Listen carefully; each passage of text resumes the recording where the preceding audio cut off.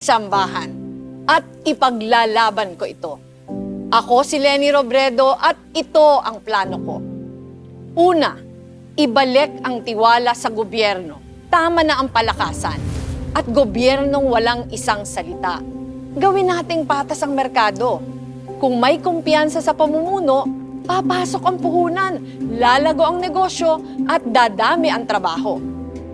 Ikalawa, gisingin ang natutulog na lakas ng industriyang Pilipino. Halos 1/4 ng lahat ng marino sa mundo, Pilipino. Natural sa atin ang bentaheng ito. Kaya ide-develop natin ang maritime industry. Isa sa ayos natin ang mga regulasyon.